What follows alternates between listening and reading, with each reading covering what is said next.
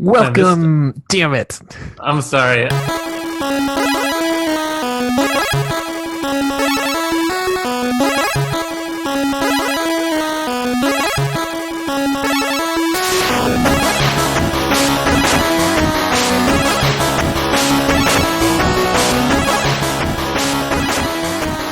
Welcome to Timesink, the weekly podcast to let you know what's worth sinking your time into.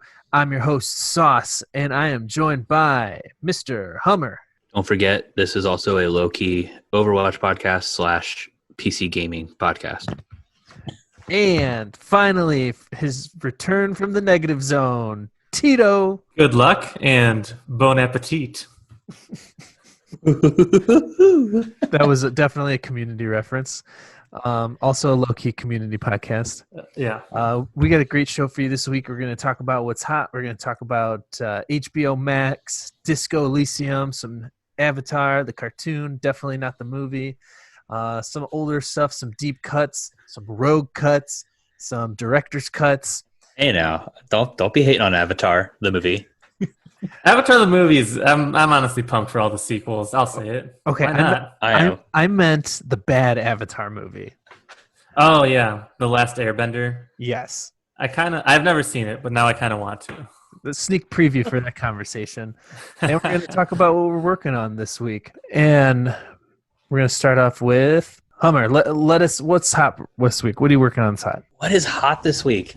Everybody on Reddit, I feel Twitter, any kind of social media platform that talks about any form of PC gaming has just been ripping Epic developers a new one for their attempt at getting everybody to use their game launcher.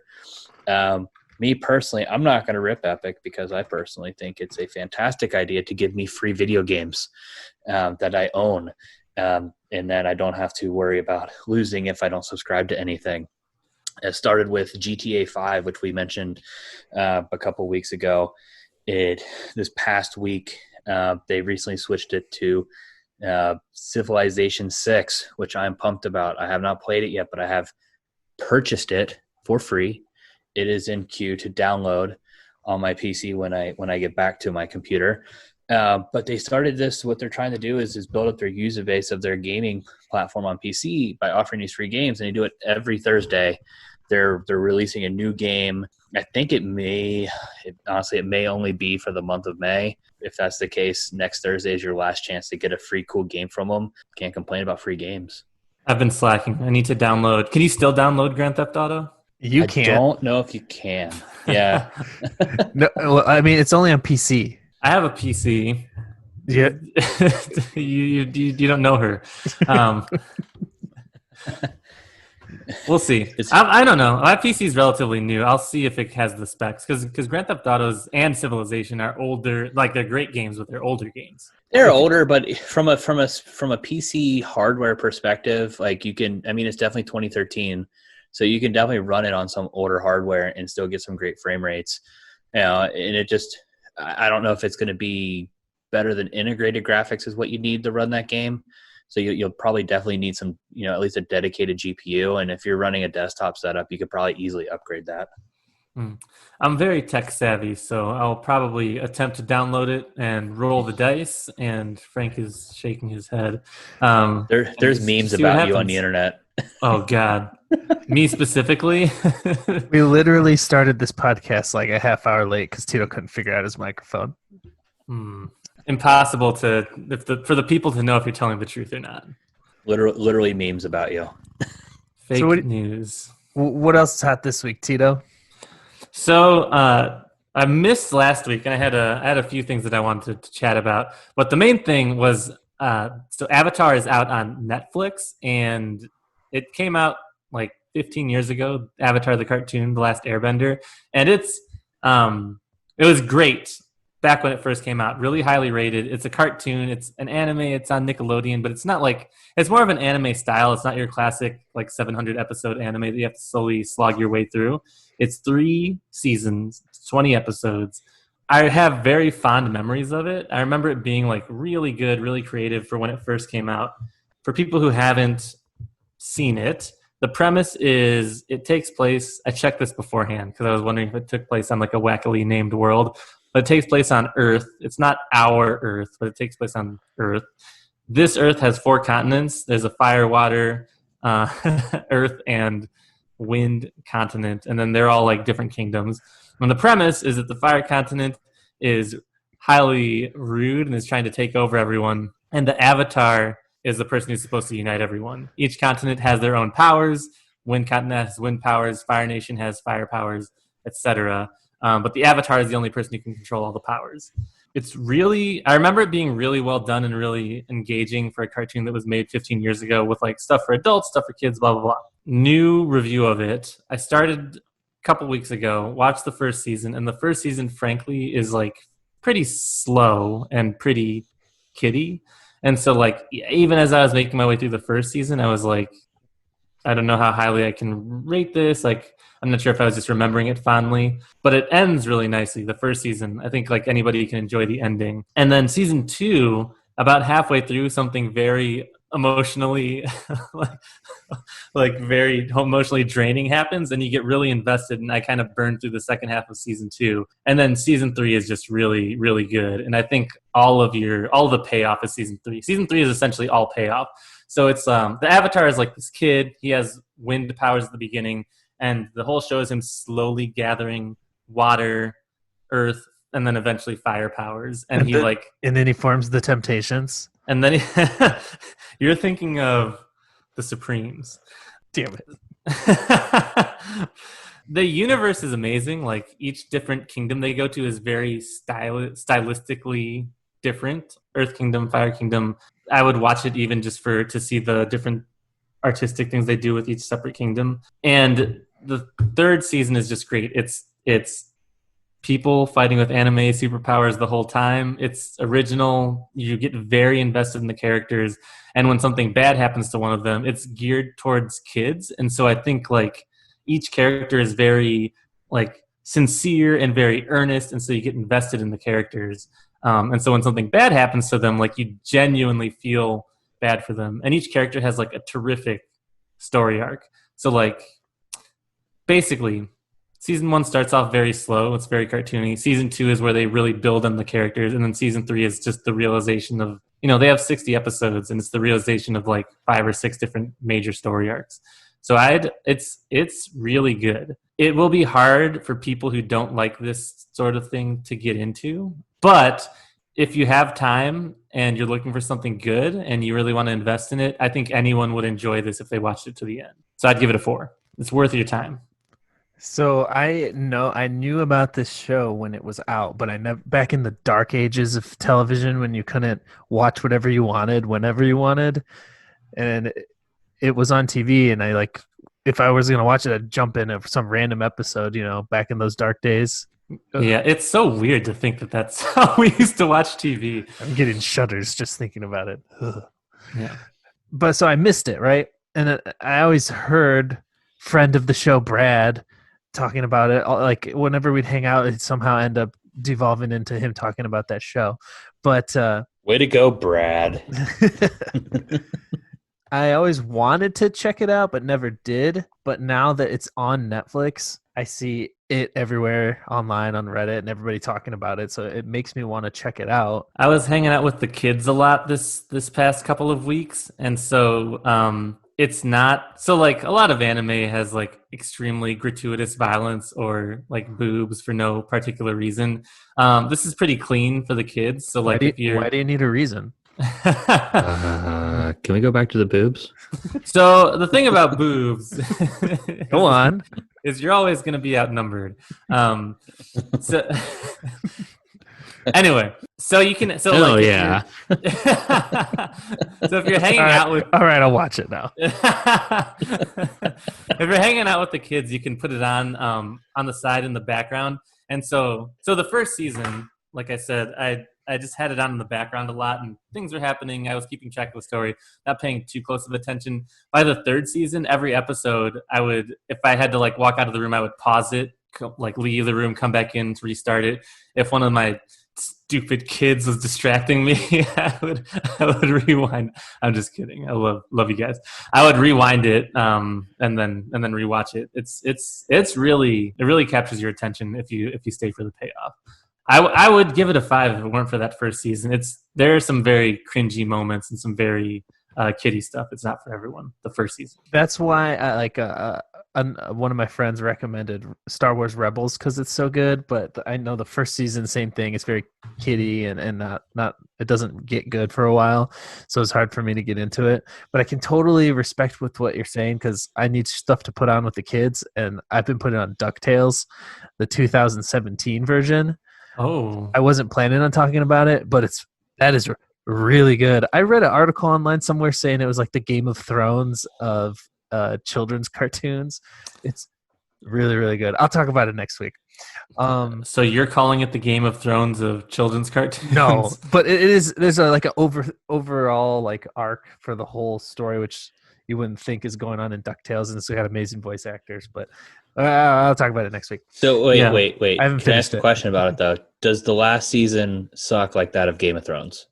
They're only on season 2 or 3, but yeah, I'll save it for next week. Are we going to do a whole spoiler alert podcast on Game of Thrones at some point? Are we just going to ruin this for everybody? Because I'm only gonna watch DuckTales if the first season blows me away and I invest years of my life into it, only to get furiously angry. To this day, I'm getting angrier as we were talking about it. Let's talk about it more right now. I named my daughter Aria, so I think I'm gonna have to legally change her name. I've got some suggestions.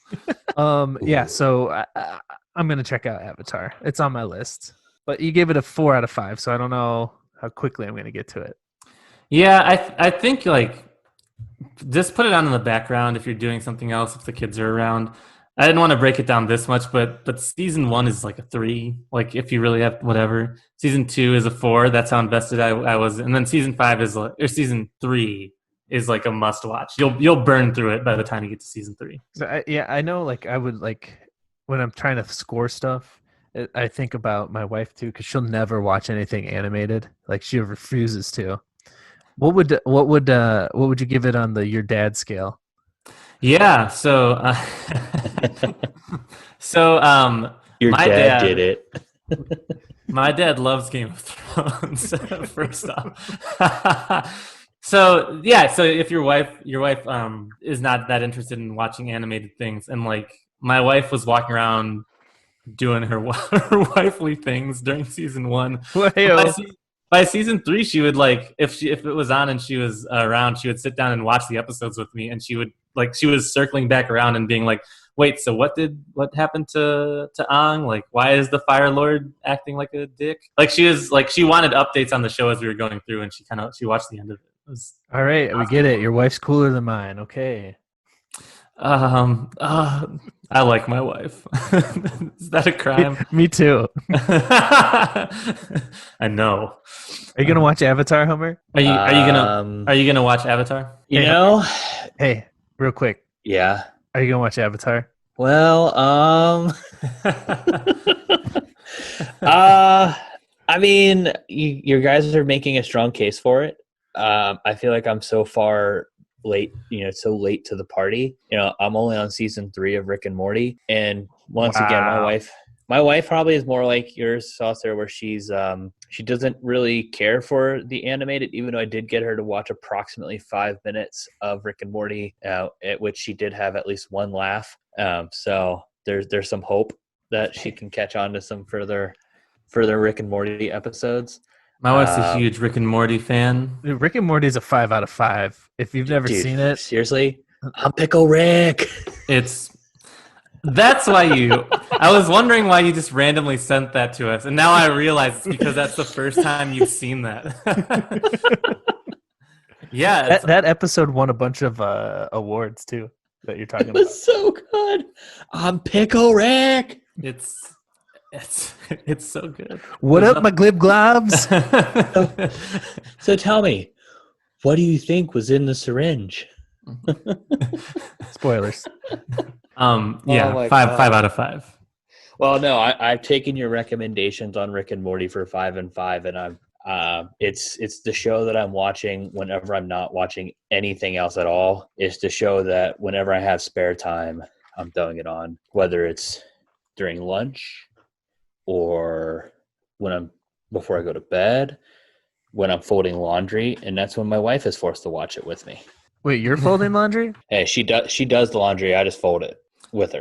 I support you, Hummer. I fold the laundry, man. It's 2020. It's teamwork, man. You're the weird one for not folding laundry. I thought you just threw your clothes in on the floor and then they magically appeared clean in your closet. Is that not the case? And I think you can arrange that. But then your wife won't watch Avatar with you. I feel like I definitely need to say that I'm joking and I do help. Okay. So I don't get in trouble. He's not joking. He doesn't help. He's a misogynist. So what I'm diving into this week that's hot is a PC game of the year. Yes. That from last year, from the Game Awards. It won Game of the Year. Okay. But it's still pretty new. It only came out end of the year last year. It's called Disco Elysium, and it is the fucking weirdest and craziest and most insane game that I've ever played. It's only on PC. I doubt it's gonna come to console. It's a classic like computer RPG where you walk your character around the screen and click on stuff to do things. You're a detective who woke up and you can't remember who you are or what happened, and you're trying to solve a murder. And in a normal RPG, which is a role-playing game, you get to decide like what characteristics or how your character is going to be. Like you could put your points into strength and make them really strong, or into intelligence and make them super smart.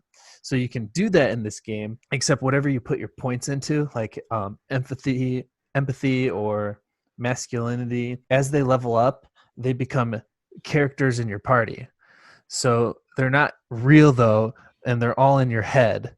So anytime you're talking to somebody, let's say I have a bunch of points in strength, then my personality of strength will interject into the conversation with me, have an argument or dialogue with me, which will affect what I can and can't say to the person that I'm investigating. It's crazy. So you've got like 4 or 5 different dominant personalities based on how you're leveling up, arguing with you, fighting with you, giving you tips. So one of them is this is really complex. It is extremely but no, I'm into it. It's hard to explain, but like you have one of the skills is because some of them get leveled up when you're picking up other things, so you don't want to, but it does. So one of them is kind of like an evil voice in your head. So I didn't realize it because they don't name them, like they don't have like normal naming techniques. It's just called Half-Light. And so I have a bunch of points in it and I didn't know what it was. And I finally realized that it's actively trying to pick the most evil option and convincing me to pick like the wrong thing to do. And it's cool because you can have, what I really like is you can have a lot of points in empathy. And so you're talking to a character and they're like trying to like pull on your heartstrings and convince you of something. And your empathy is like telling you like, oh yeah, say this because I feel really bad that this happened, and this is how we're going to do it. And then your logic will kick in and be like, no, they're lying. Like this, they said this and this, it doesn't make sense. And you as the player have to figure out what's the right answer while trying to solve all this. And it's crazy. And on top of all that, your character is just plain nuts anyway. So it's really fun to just say the most insane thing that comes to your head. And you'll usually like find out some kind of nugget while you're trying to solve it. And the most fun part is whatever somebody tells you, you really got to stop and think like, wait, does this line up with what this other person told me or with what I found? And I'm actively trying to solve this murder. And it is super fun. I'm having a really good time with it. I can see why it's game of the year, but I can also see why it's not for everybody. Not a lot of people are going to like this.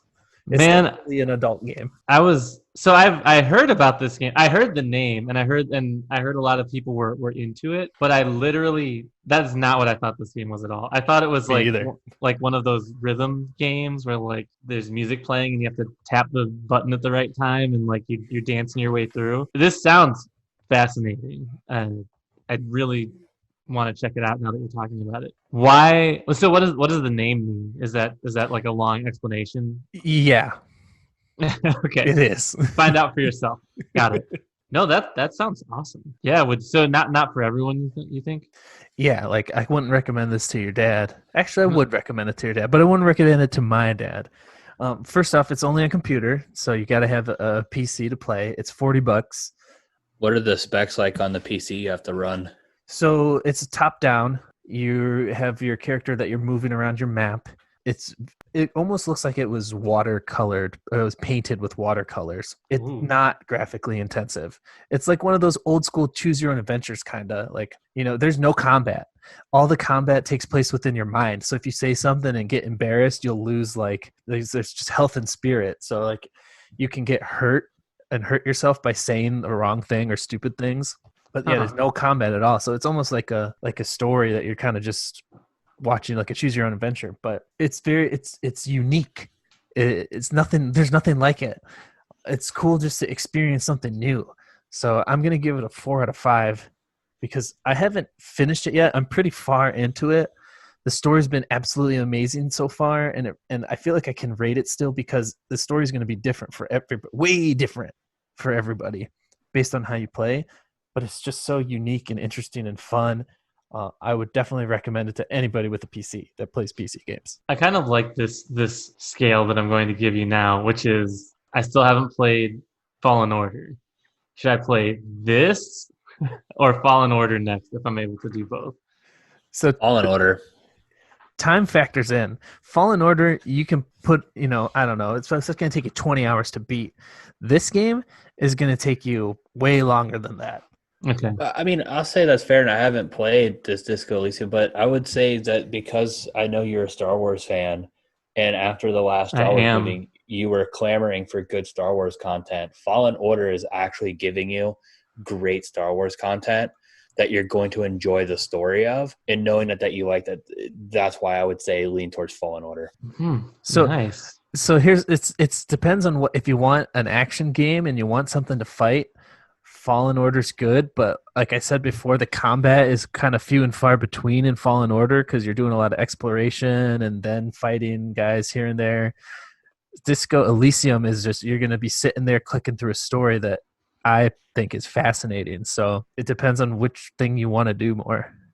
Ooh, two demons on either shoulder. no angels in sight. I'm playing through Final Fantasy right now, so I'll let you know when I get to that, when I make that decision. Great. So that's the stuff we were checking out this week. It's newer. Now we're going to dive into some stuff that's older. I know Hummer has a really good old movie that I want to hear about because I haven't seen it. Oh, haven't seen this one.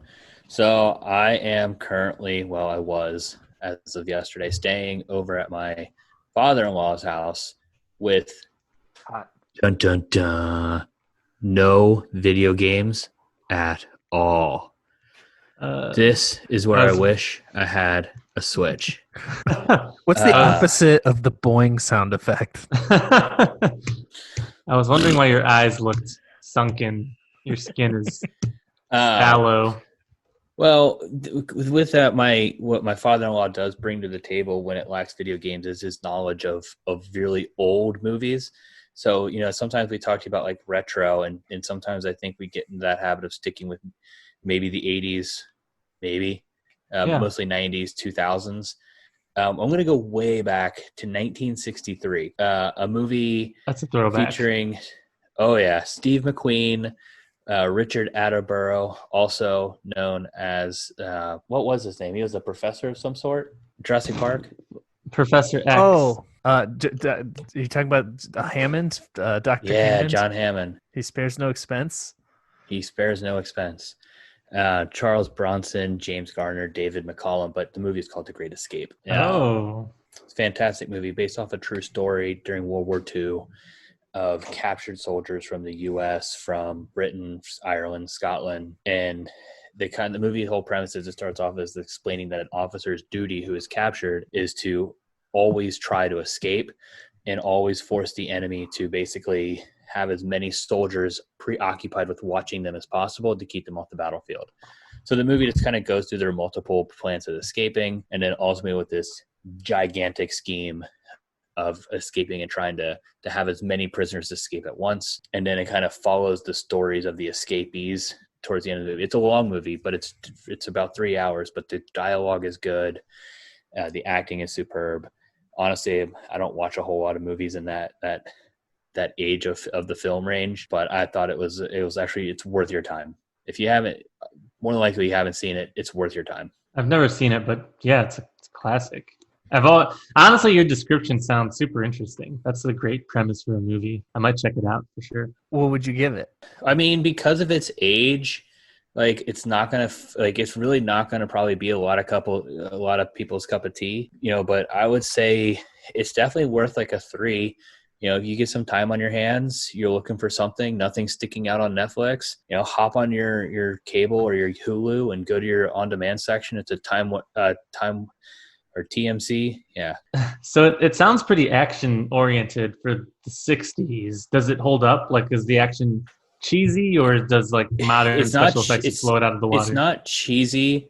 It's not cheesy by any means, but it's a slow start. Like it's the way they build up. It's kind of like, it's definitely like a long roller coaster incline build with, a nice like sharp drop of action.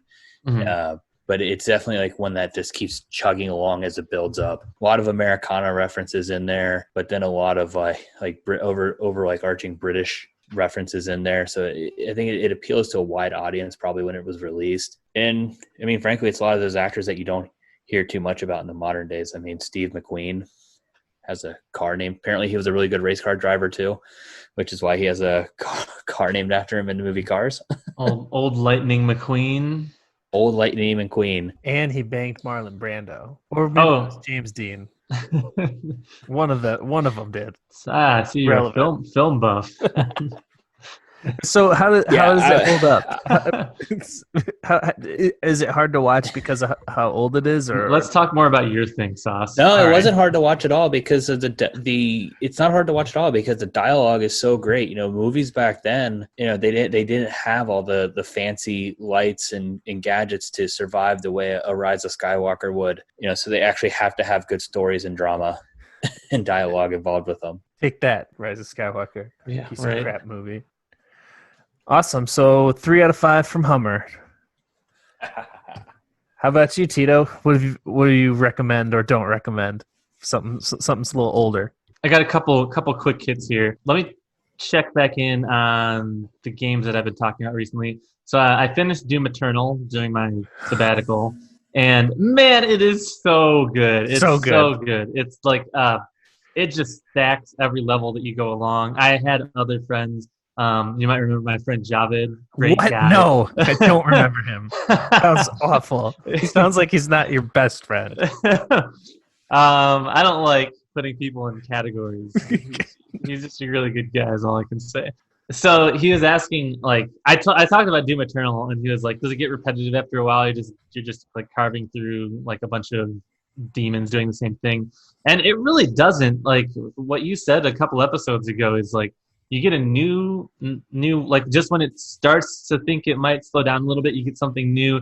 Just when you think the bad guys are like manageable, a new bad guy comes in and you have to like mess them up. It takes new strategy. Your adrenaline is up the whole time. Like it is so good. It's really great. It's we won't talk about this for a while, but I would just put this in the back of your mind for game of the year. Like it's been awesome. Ooh. Really, really good. It's one of the best games I've played in a while. Well, speaking of Game of the Year, I'm excited for the end of the year Game of the Year episode because there's so many good things coming out. Like they did a 20 to 30 minute kind of teaser for The Last of Us 2, and that looks so fucking amazing. I think it's gonna be that or Cyberpunk is gonna be Game of the Year. I think.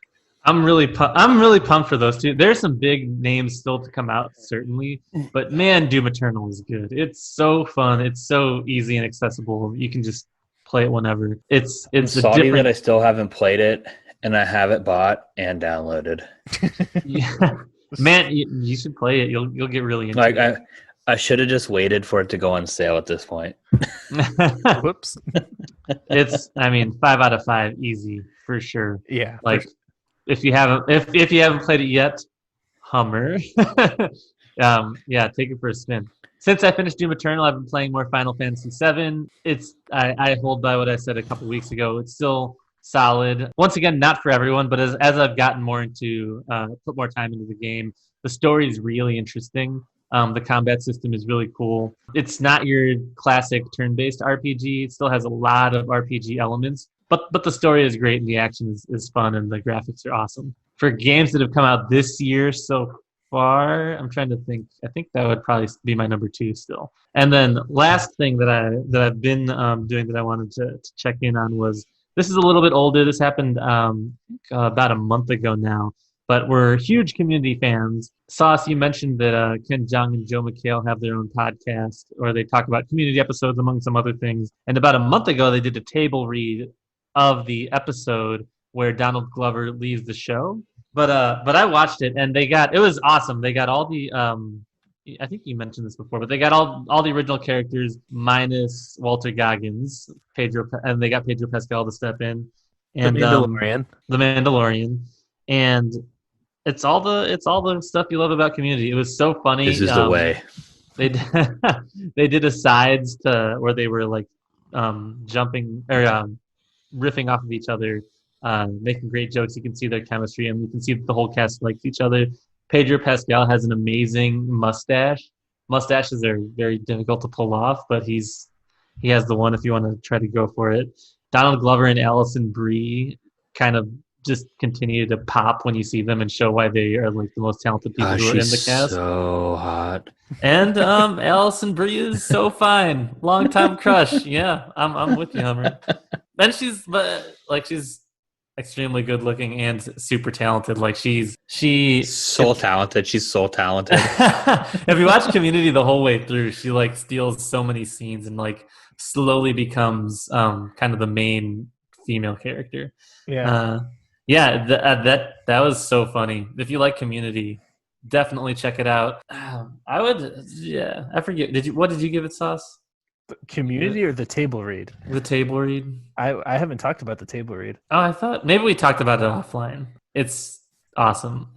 I'm kind of between 3 and 4 out of 5. I'll give it a 4 out of 5 because you should if you're listening to this podcast, you should have already watched Community, and therefore this should be very interesting and entertaining for you. If you haven't watched Community yet, forget everything else we've talked about and suggested and go watch Community. It's my personal favorite show of all time. One of top 5. Take a week's vacation, send the kids to your mom, go buy Doom Eternal, and then binge Community, Rick and Morty, and also both Community and Rick and Morty created by the same person. And play Overwatch. And play some Overwatch. Play Overwatch. Yeah, hit us up. And then that's a regular night for all of us. Is anybody marking their calendar for September 4th?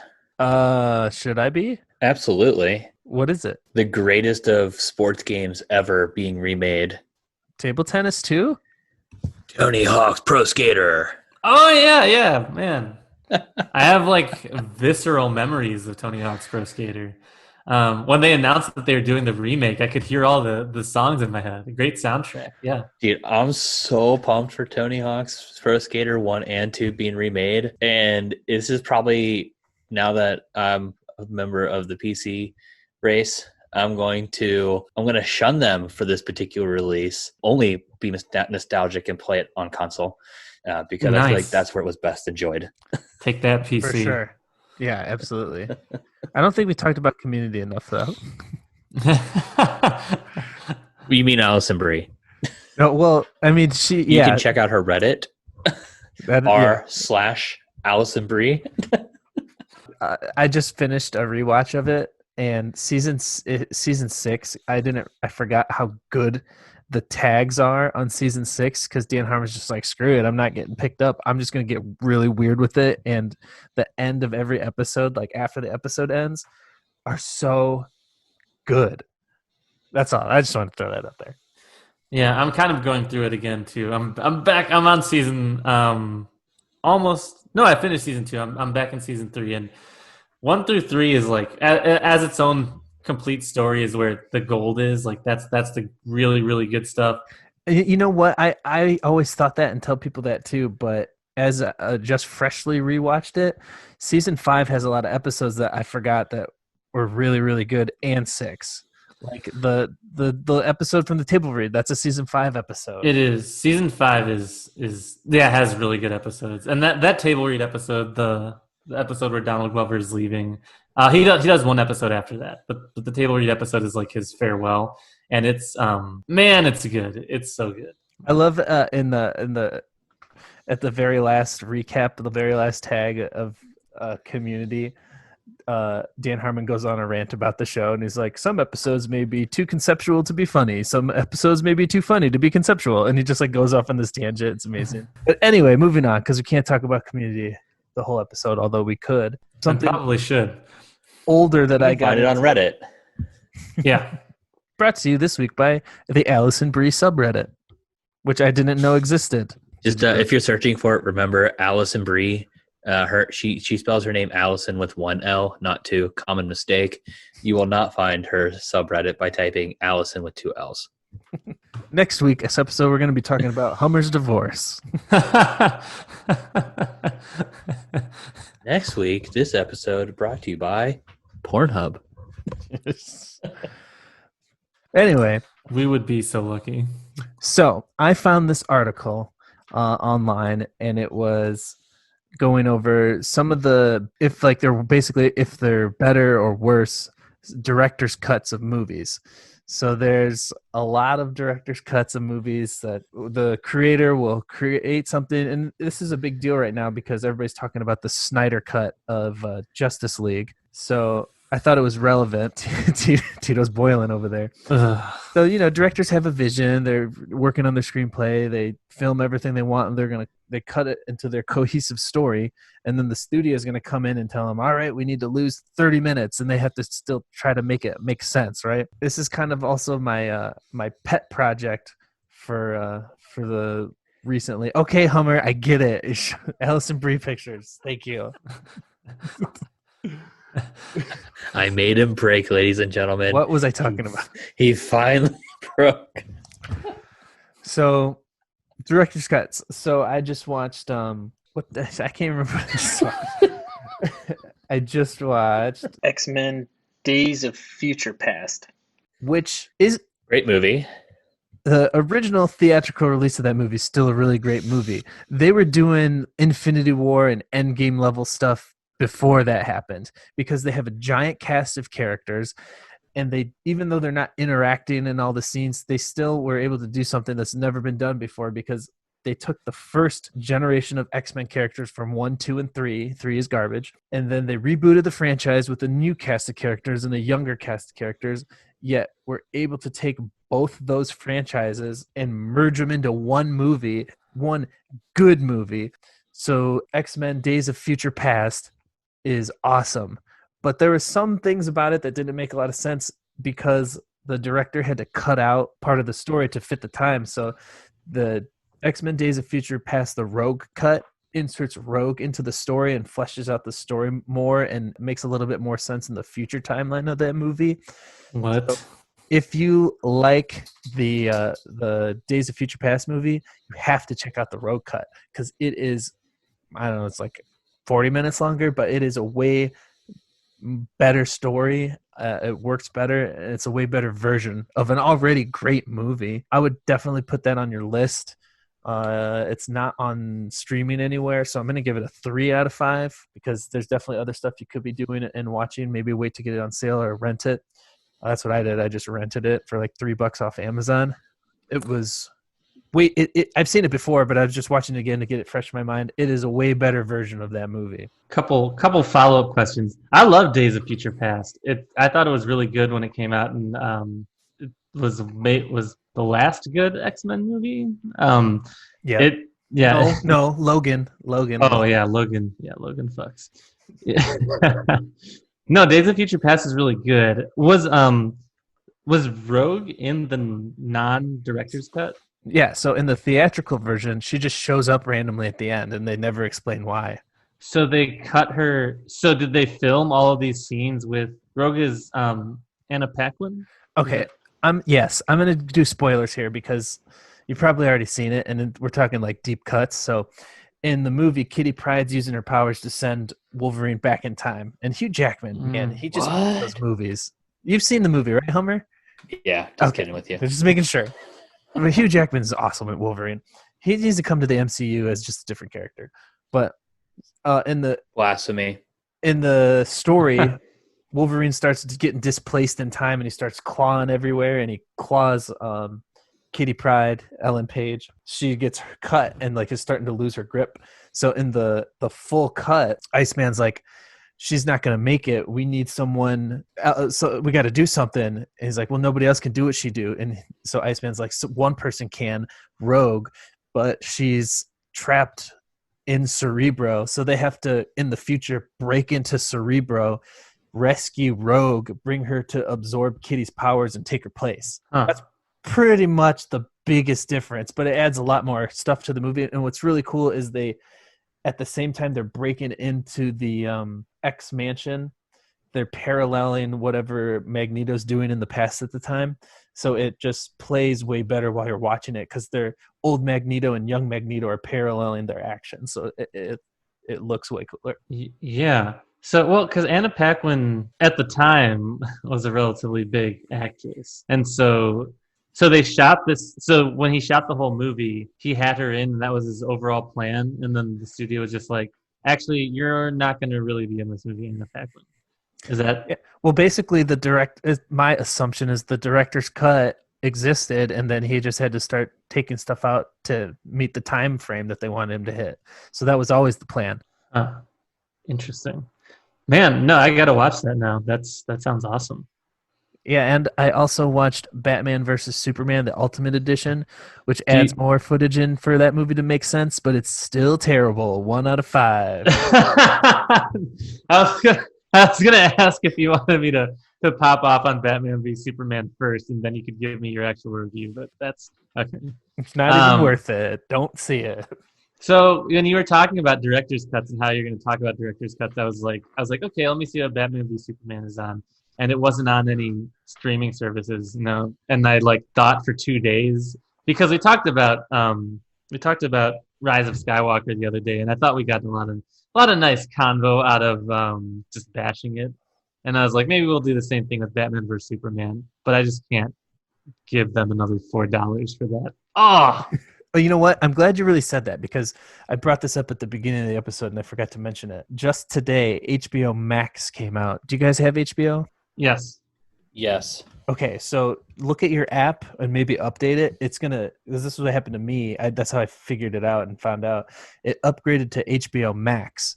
So now they redid how the HBO app looks. They added a bunch more content. Now they have different sections. So you can click on the DC section and all the DC, Wonder Woman, Aquaman, Batman, Justice League, even the animated movies, which all the DC animated movies are really good. And you have access to Doom Patrol, which is a TV show that was only available on DC's own streaming service for a while, but nobody was watching it or getting it. So they moved it here. So I'm going to watch that and review it. Doom Patrol is another good superhero TV show, like The Boys or Umbrella Academy. It's kind of like that, which nice. Yeah, maybe we should do a superhero TV show episode. But check out HBO Max because there's a ton more content and a ton more stuff to watch. So I'm pretty excited to start checking stuff out on there. Hummer, do you have any feelings about Batman vs Superman or the DC universe in general? Even though we've already tipped our hand a little bit. I mean, Wonder Woman is okay. DC or Batman vs Superman. Honestly, I gave in to the hype of the negative reviews and opted to forego it. So, if I were listening to this podcast, I guess maybe I reconsider. What? No, that's the opposite of what we're saying. That's what I wanted to make sure there. Don't guys. See it. But the DC universe for me, it's just like it's just so incoherent. Like the Justice Leagues were so bad, and it's like it's almost like they had this like, oh my god, Marvel's doing so well, we're just gonna do a cash grab and try to make some movies. and they were terrible. The last great Batmans, besides the Joker, which isn't a Batman movie, it's a Joker movie. It's not even a Joker movie. Man, The Dark Knight was a fantastic series even though that's not really DC, I guess, per se, but that's like the last great Batman series that's been out. Even though and then going back into some of the deeper pulls, the Batmans of the 90s with Mr. Freeze and Ivy, those were, I think, awesome. Tonight, the city of Gotham will freeze at midnight. Like, they were cheesy and corny, but that's kind of always what Batman had been about. Like, the older Batman was always kind of about being a little bit cheesy and corny. I just don't feel like DC has any coherent strategy of what they want to do with their superhero. And I'm sorry, when you have something as epic as the Marvel Cinematic Universe, DC has a lot to overcome. Oh, yeah. And it's kind of like the Star Wars fell into that same trap. Like, you had this great cinematic universe created by George Lucas, and you get 9 movies to tie it up, and the last 3 do such a bad job at a time when Marvel is doing such a great job of tying in 20 some odd movies. It's tough. Yeah. So what DC did didn't do that Marvel did is they just jumped in and made a Justice League, right? So like, imagine seeing Avengers, but you didn't have a Captain America movie or a Thor movie. You just had Iron Man, and then all the Avengers show up, right? Yeah. And then they're going back, and that Wonder Woman was good. Aquaman is good. They should have made the characters first. Now, I get what you're saying, and I love Aquaman. I call it a guilty pleasure. It's fun.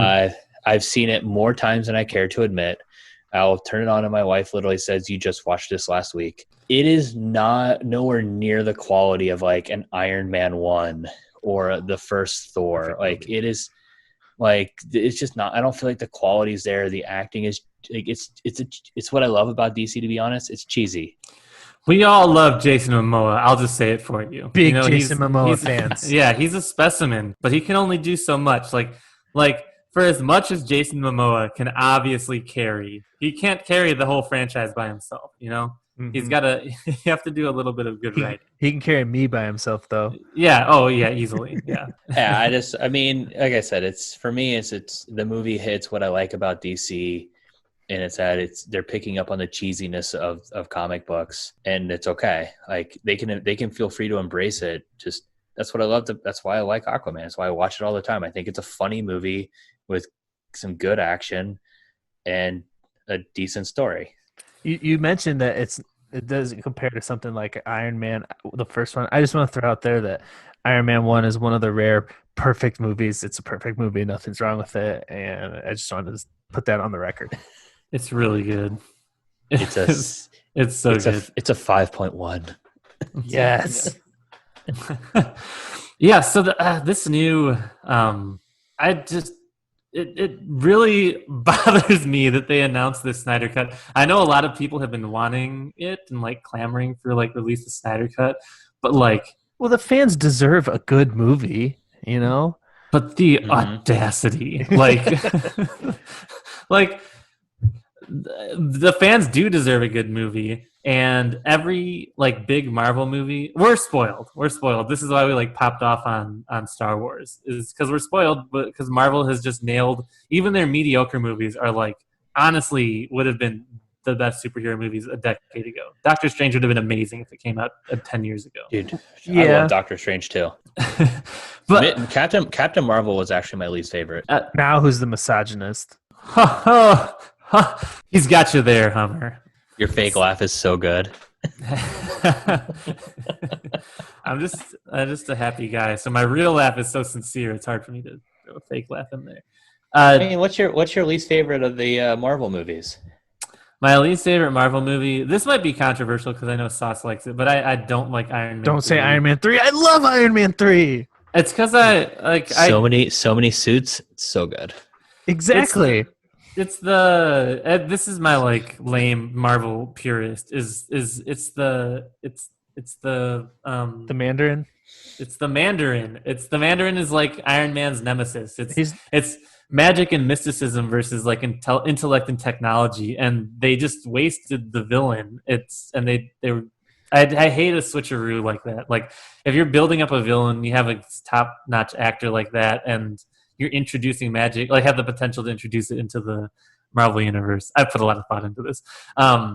It just I see why everybody else likes it except for me. You're but telling it wasn't. me that I mean, the Marvel Universe and magic, though, by introducing the stones, the Infinity Stones, you're essentially adding a sense of magic into the universe. The Infinity Stones introduce the cosmic force into the universe. Yeah, Magic is completely separate. No, this is all just me being like, if I had written Iron Man 3, rile him up. This is how I would have written it if I had written Iron Man 3. Iron Man 3. Are you telling me that Iron Man 3 is worse than Iron Man 2? And worse than Thor: The Dark World and the first Thor? I liked Thor. I liked the first Thor. I didn't like the Dark World.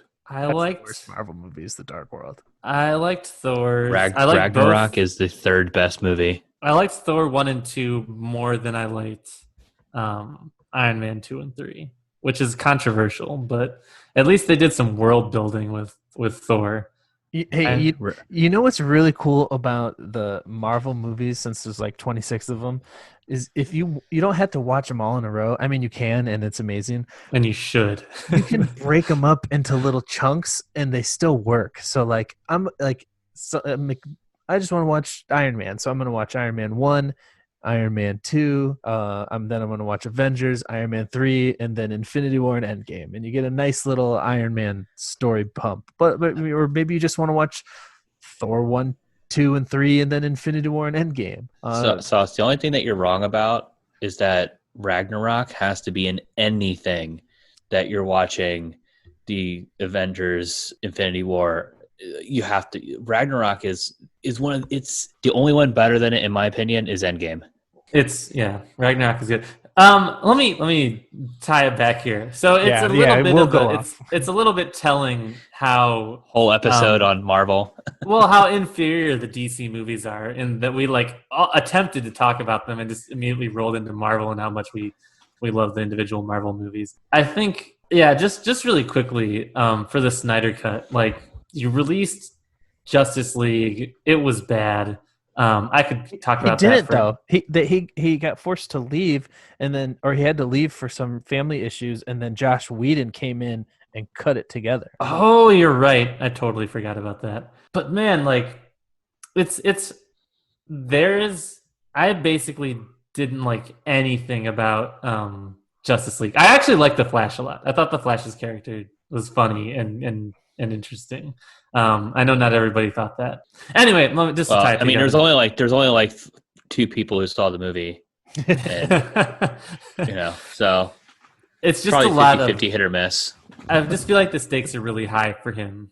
And if it comes out and it's a stinker, you better believe we're just gonna destroy it for a full podcast. But I mean, I hope it's good. I really do, because I love the DC universe. I really like the comic books, and I like those characters. I think they nailed the characters. I like Ben Affleck as Batman. Obviously Gal Gadot is a perfect Wonder Woman. Jason Momoa made Aquaman sweet, which is not easy to do. Amber Heard, I mean, she beats up men in real life. She beats up men underwater. Jason Momoa made Aquaman cool. Cyborg's great. Flash is great. So they just really need a lot of help, a lot of work because the characters are good. Yeah, you honestly make a really good point. I remember going in, and that was one of the frustrating things going out was going in. I really thought that the cast was actually pretty solid. I liked the characters. Gal Gadot's a great Wonder Woman. Ben Affleck was a strong Batman. I honestly liked Henry Cavill's Superman. He's a great Superman. I forgot to mention that. People kind of bashed him for it, but I liked his Superman. I thought he was really good. But coming out, the movie was so disappointing that I felt like they really wasted a lot of those characters. And it was cool to see Gal Gadot and Wonder Woman shine in that role. And it'll be interesting to see where they go from here. So I hope whenever this Snyder Cut comes out that it is really good and it pulls everything together. Because I'd like to see a couple of these guys. I'd like to see this iteration of this universe go further. And done right. And done well. Did you have a pet project you want to talk about real quick, Hummer, what we got? 2 seconds left. I want to get back to Philly so bad. I just want to play some sweet video games. We miss you. I know. I think my pet project is actually going to be really diving into trying to wrap up the story that is Assassin's Creed, because it's fascinating. So, but otherwise, pet projects: Rick and Morty. That's the right answer. Yeah, it should be. I'm Pickle Rick. Thanks for joining us this week, guys. I just want to give a quick shout out and bonjour to our listeners in France. So that's our number 2 most populated area for the people that listen to us. So thank you. Zut alors. Cut that, God. So reach out to us. You can hit us up on Twitter, Instagram, YouTube. Bonjour. Bonjourno. That's a different. Anyway, at Timesink Pod, TIMESINKPOD. Thanks for joining us, and we'll see you guys next week. Yeah, cut my Z to low. That didn't work. I'm keeping it in there. All right. Excellent.